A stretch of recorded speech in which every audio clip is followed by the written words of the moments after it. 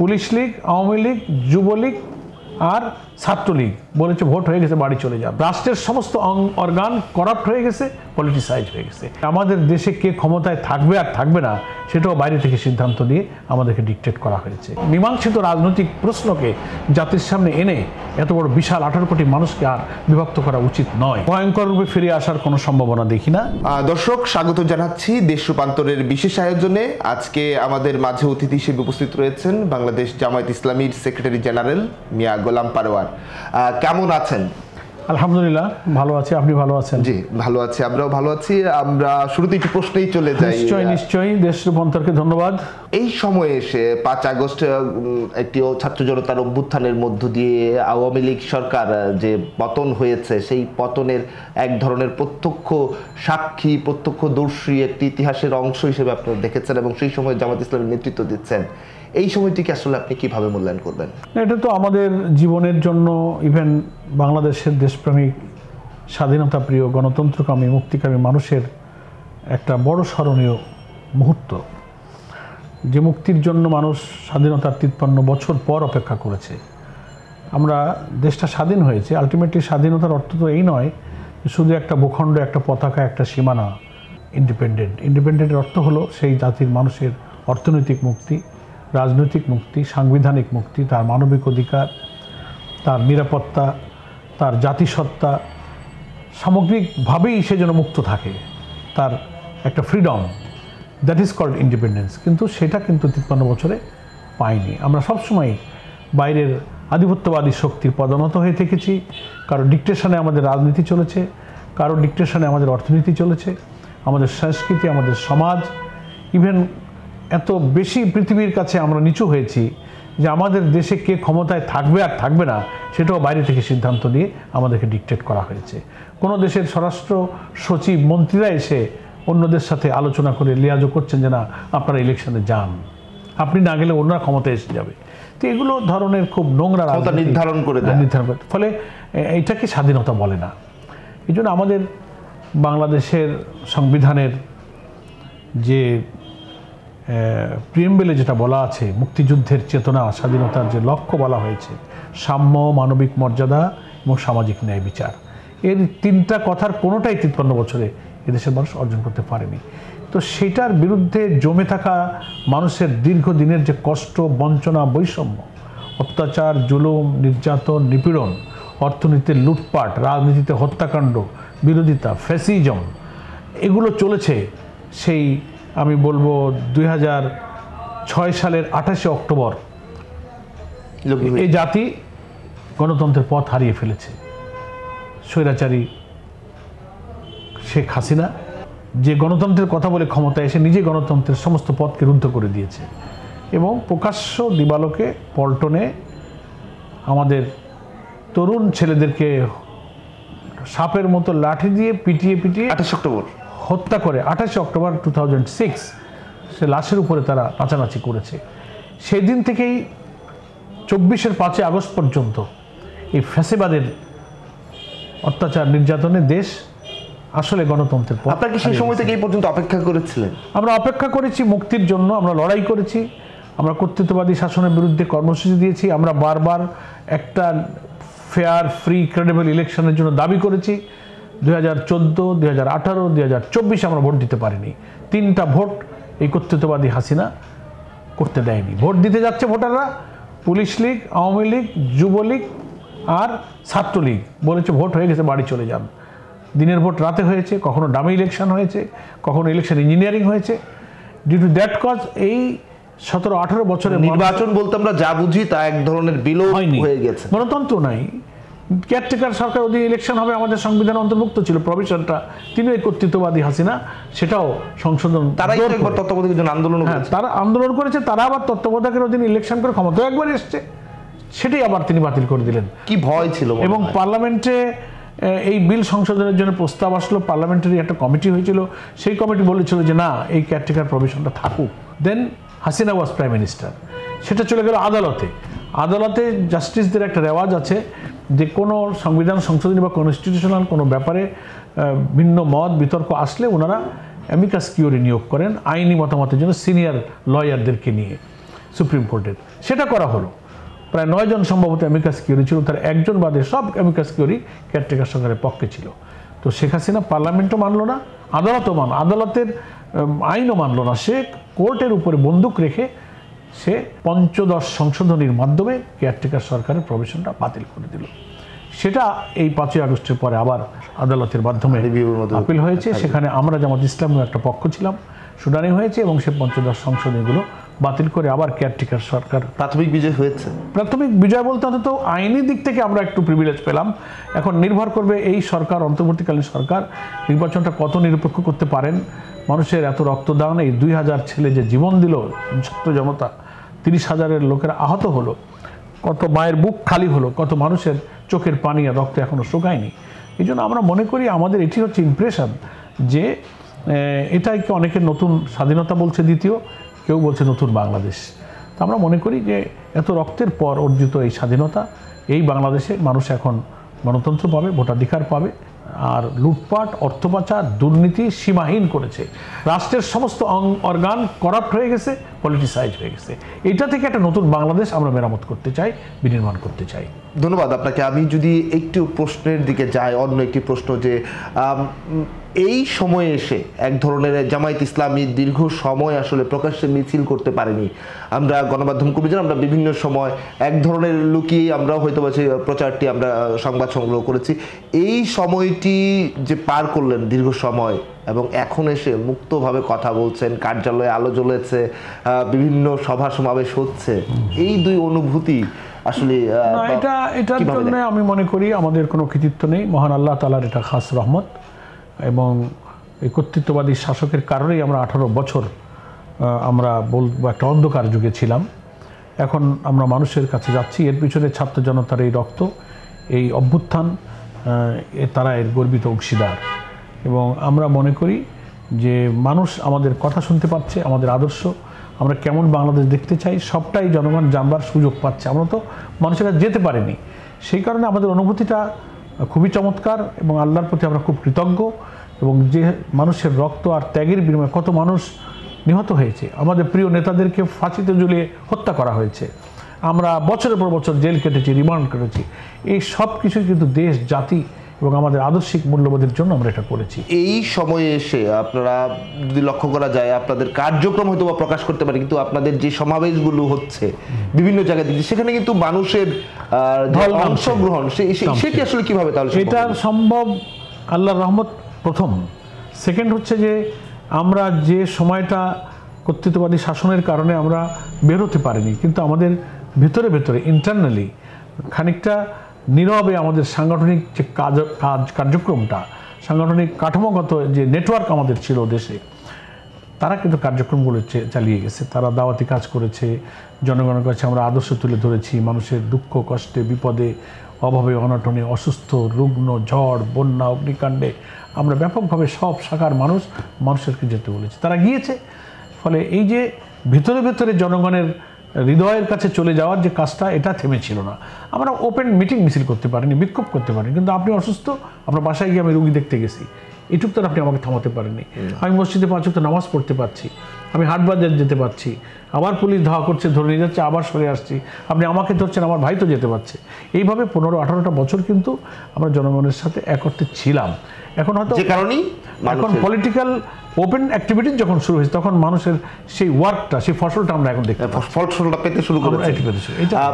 দুইটা নেগেটিভ, যেহেতু সময় আপনার সাম্প্রতিকভাবে দুটি নেগেটিভ দাঁড় করানো হচ্ছে বা আমরা এখন শুনতে পাচ্ছি। একটি 1971 নেগেটিভ, যে মুক্তিযুদ্ধের সপক্ষ বলতেই আমরা শুধু মানে যেভাবে আমরা যে কয়েকটি জেনারেশন শুধু জেনে এসেছিলাম, বা আওয়ামী লীগের কথা বলা হয় এবং আওয়ামী লীগ সেটি দাবিদার সেই ক্ষেত্রে বলছে। এবং 1971 এর বিপরীতে প্রশ্নটা হলেই জামায়াত ইসলামীকে এক ধরনের মুখোমুখি দাঁড় করার দেখা যায়, এক পক্ষে আওয়ামী লীগ, অন্য পক্ষে জামাত, মাঝখানে অন্য কোনো কিছুই লক্ষ্য করা যায় না। এই ন্যারেটিভটাকে আসলে আপনি কি? না, আমি মনে করি এই ন্যারেটিভ, এই বয়ানটা ঠিক না। এটা মুক্তিযুদ্ধের চেতনাকে আওয়ামী লীগ 53টা বছর ফেরি করেছে, এটা মানুষে খায় নাই।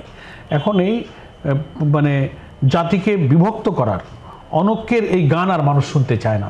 দেশটা স্বাধীন হয়েছে, 53 বছর চলে গিয়েছে, আমাদের অনেক পরে স্বাধীন হওয়া দেশ, সিঙ্গাপুর, মালয়েশিয়ার মতো লোকেরা, একটা দেশে অনেক রাজনৈতিক কারণে মতপার্থক্য বিভেদ থাকতে পারে, কিন্তু যখন মানুষ সেই দেশ গড়ার ব্যাপারে যখন ইউনাইটেড হয়ে যায় তখন মানুষ আর পিছনে ফিরে তাকায় না।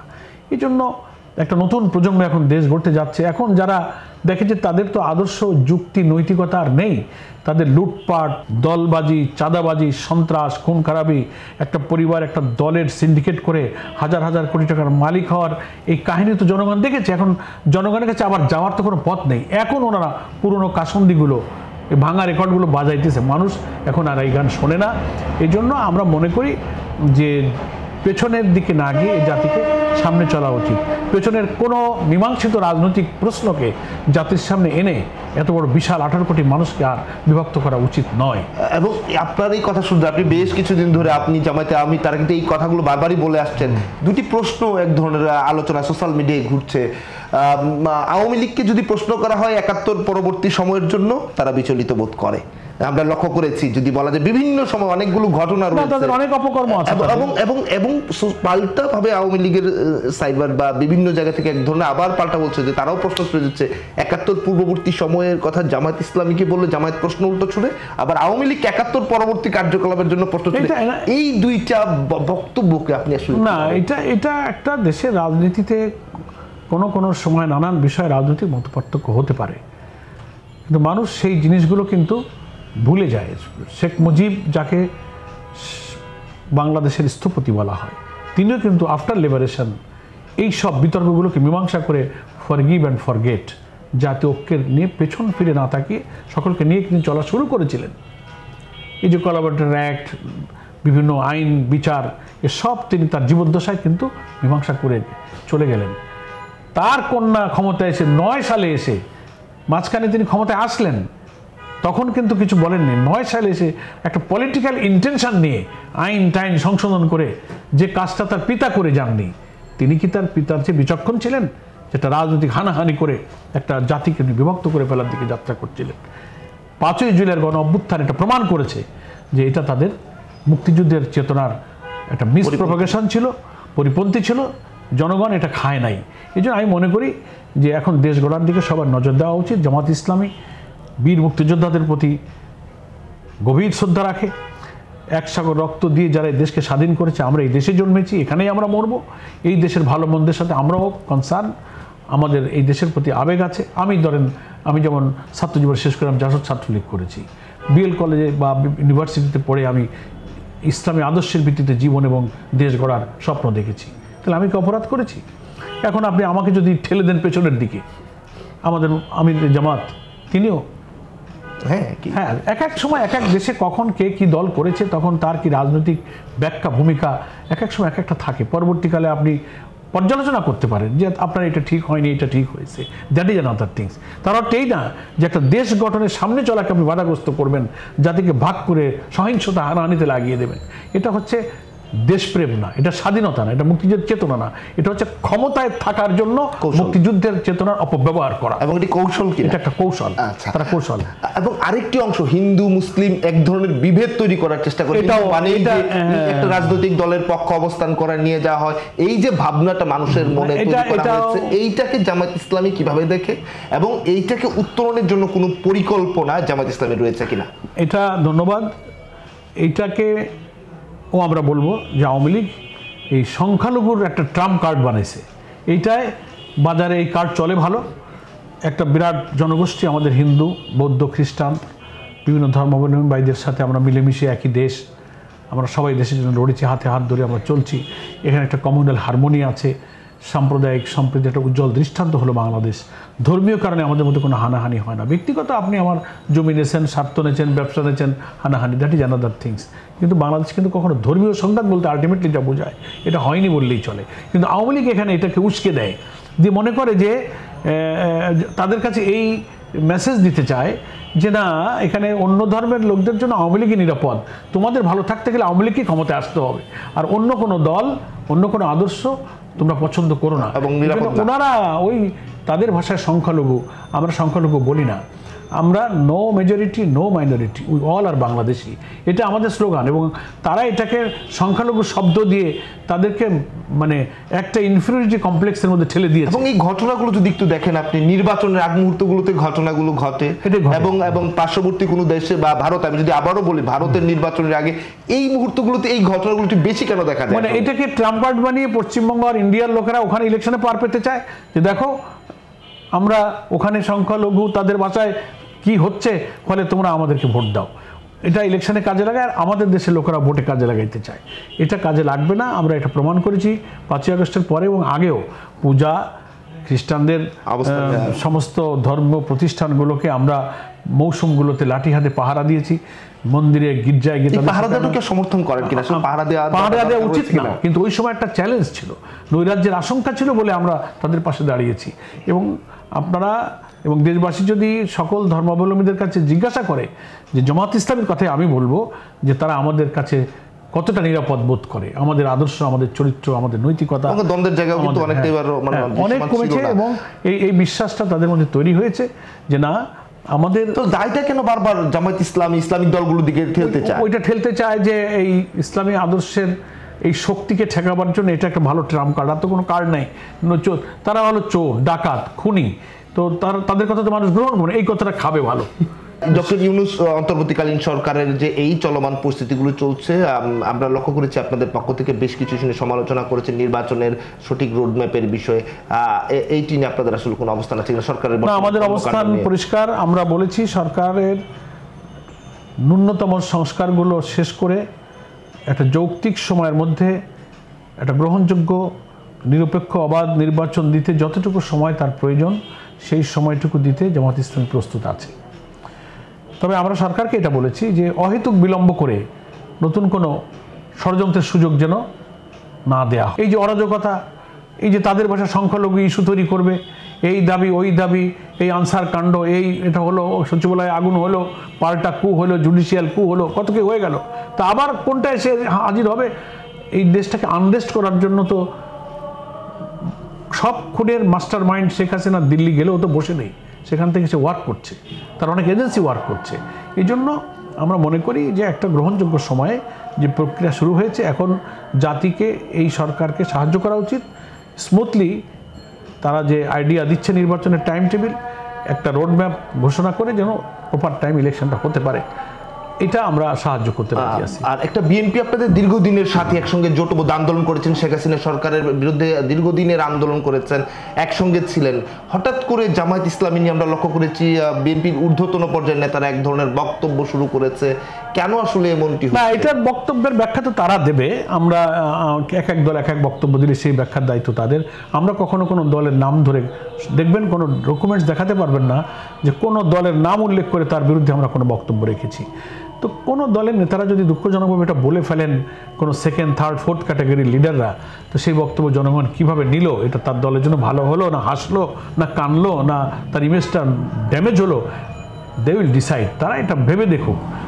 এই জন্য আমরা কোনো দলের নাম উল্লেখ করে আমরা সমালোচনা করি না, আর উচিত না। ফ্যাসিবাদ বিরোধী আন্দোলনে আমরা যারা একসাথে ছিলাম, তাদের এই চিন্তার ঐক্য থাকা উচিত, দেশপ্রেমের জন্য, ভোটাধিকারের জন্য, গণতন্ত্রের জন্য। এই ঐক্য আমরা এখন অনুভব করি, আমরা বিএনপির সঙ্গে কোনো দূরত্ব অনুভব করি না।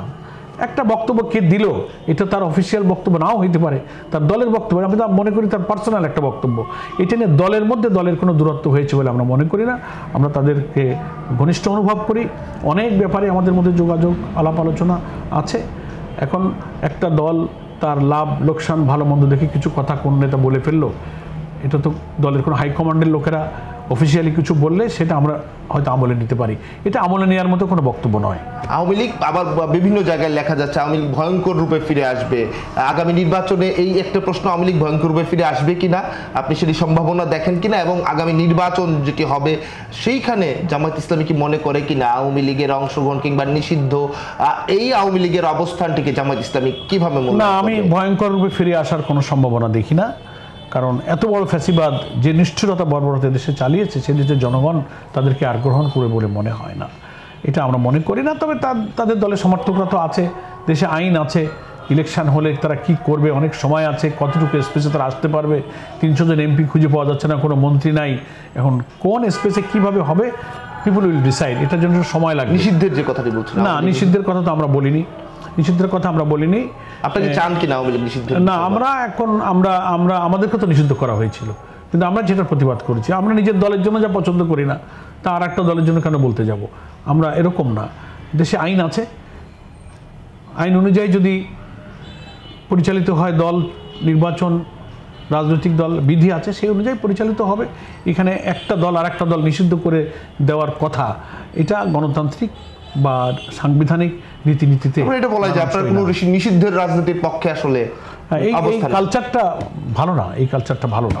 আর জাতীয় পার্টি যে আলোচনার জায়গায় দীর্ঘ সময় আওয়ামী লীগের সঙ্গে জোটবদ্ধ হয়ে বেশ কিছু নির্বাচনে অংশগ্রহণ করেছে, জাতীয় পার্টির সঙ্গে বৈষম্য বিরোধীদের এক ধরনের বিরোধ চরম পর্যায়ে গিয়েছিল শিক্ষার্থীদের, এখন জাতীয় পার্টি আবার আলোচনার জায়গা তৈরি হচ্ছে। জাতীয় পার্টিকে বিগত নির্বাচনগুলো অংশগ্রহণ এবং এই দেশের এই অবস্থা, না আমি মনে করি না এটা কোনো আলোচনার মতো অবস্থায় তারা এসছে। দল একটা ছিল, এটা তো দল, সরকার তাদেরকে যেটুকু করতে বলেছে তাই তারা করেছে। নিজস্ব কোনো স্বকীয়তা, স্বাধীনতা, স্বতন্ত্র সত্তা নিয়ে তারা কোনো রাজনীতি করেনি।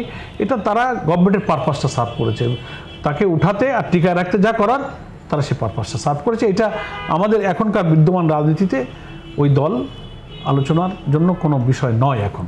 সেটা হচ্ছে সামাজিক যোগাযোগ মাধ্যমে এক ধরনের জনপ্রিয়তার তুঙ্গে, আমি এইভাবেই বলতে চাই, জনপ্রিয়তার তুঙ্গে হিসেবে জামায়াত ইসলামের প্রচারণা।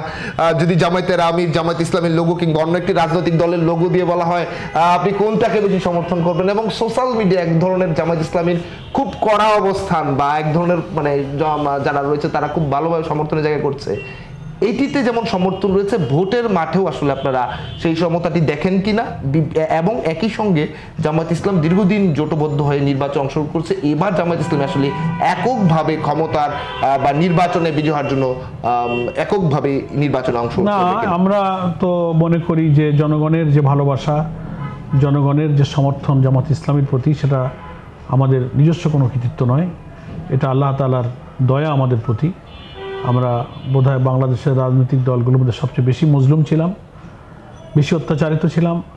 আমাদের রাজনৈতিক, সাংবিধানিক, মানবিক অধিকারগুলো বেশি আমাদেরকে সেখান থেকে বঞ্চিত করা হয়েছে। আমরা আদর্শের কথা মানুষের কাছে তুলে ধরতে পারছি এই সুযোগে, মানুষ আমাদেরকে ভালোবাসছে, এটা আল্লাহই মানুষের অন্তরে ভালোবাসা তৈরি করে দিয়েছে। সেকেন্ড কথা হলো যে নির্বাচনের ময়দানে কি হবে সেটা আরও পরে বলা যাবে। যদি আমরা অবাধ নিরপেক্ষ নির্বাচনে জনগণের কাছে যাওয়ার সুযোগ পাই, আমাদের আদর্শের কথা, ইসলামের সৌন্দর্যের কথা, ইসলামের ওয়েলফেয়ার স্টেটের কথা যদি মানুষকে বোঝাতে পারি, যে এর আগের শাসনগুলোর চেয়ে একটা উন্নত বাংলাদেশ গড়ার সম্ভাবনা এই দলের কাছে আছে, তাহলে মানুষ হয়তো নির্বাচনে আমাদেরকে পছন্দ করবে। অর্থনৈতিক ব্যবস্থা তাহলে কি পরিবর্তন আসবে? সব নতুন বাংলাদেশ মানে সব কিছুরই চেঞ্জ হবে। যে কালো যুগ আমরা পার করেছি, লুটপাট, অর্থ পাচার, দুর্নীতি, এই তো ছিল অর্থনীতির সংজ্ঞা। এই সব কিছু ঢেলে আমরা নতুন বাংলাদেশের জন্য একটা পরিকল্পনা, অর্থনীতিটা কেমন হবে যদি, সেটা তো ব্যাপক ব্যাপার, এটা তো আর এক লাইনে এক কথা বলা যাবে না। সেটা একটা সুষম বৈষম্যহীন অর্থনীতি হবে, যেখানে সব মানুষের কাজ থাকবে, তার রুটি রুজি, খাদ্য, বস্ত্র, শিক্ষা, চিকিৎসার নিশ্চয়তা থাকবে। রাষ্ট্র যাকে কাজ দিতে পারবে না তাকে বেকার ভাতা দিয়ে তার সংসার পরিচালনার দায়িত্ব গ্রহণ করতে হবে। এটা হচ্ছে কল্যাণ রাষ্ট্রের দৃষ্টিভঙ্গি। আমাদের আরও অনেক প্রোগ্রাম আছে, আমরা এটা করব। আমার দেশবাসীর কাছে অভিনন্দন জানাবো আমি, যে জাতি এখনও নতুন বাংলাদেশ, নতুন একটা রাষ্ট্র বিনির্মাণের যে অভিযাত্রা, এই অন্তর্বর্তীকালীন সরকারের এবং জনগণের সাহায্যে, তার সাথে জনগণ এখনও আছে। জনগণ যেন কোনো নৈরাজ্য, কোনো হটকারিতা এবং একটা অবাধ নিরপেক্ষ নির্বাচন বাধাগ্রস্ত করে এমন কোনো কার্যক্রম, তৎপরতা, কোনো বক্তব্যকে যেন জনগণ প্রশ্রয় না দেয়। আর রাজনৈতিক বিভেদ, অনৈক্য, এ সব কিছুকে উপেক্ষা করে তাদের বিবেকের কাছে আমি ছেড়ে দিলাম, যে তারা নিজেদের বিবেক দিয়ে বিচার করবেন যে পেছনের বাংলাদেশ কেমন ছিল, এখন কি নতুন আরেকটা বাংলাদেশ দরকার কিনা, অর্থনীতিতে, রাজনীতিতে, সংবিধানে, জুডিশিয়ারিতে আমরা ভালো থাকতে চাই কিনা। যদি তারা চান, তাহলে সেই নতুন বাংলাদেশের যারা স্বপ্ন দেখাচ্ছেন, যাদের কথা আর কাজের মিল আছে, যাদের চরিত্রে, নৈতিকতায় যারা মিল পাবেন, তাদের সাথে যেন বাংলাদেশের মানুষ থাকে, এটি বাংলাদেশের মানুষের কাছে আমার আবেদন। ধন্যবাদ আপনাকে। দর্শকরা শুনছিলেন জামায়াত ইসলামী সেক্রেটারি জেনারেল মিয়া গোলাম পারওয়ার, তিনি বলছিলেন রাজনৈতিক বিভিন্ন বিষয় নিয়ে কথা বলেছেন, রাষ্ট্রীয় ভবিষ্যৎ, আগামী পরিকল্পনা, কোন পথে হাঁটবে বাংলাদেশ, সেগুলো নিয়ে কথা বলার চেষ্টা করেছেন। দর্শক, এই ছিল আজকের আয়োজনে। পরবর্তী নতুন আয়োজনে নতুন কোনো অতিথির সঙ্গে দেখা হবে। সে পর্যন্ত ভালো থাকুন, সুস্থ থাকুন।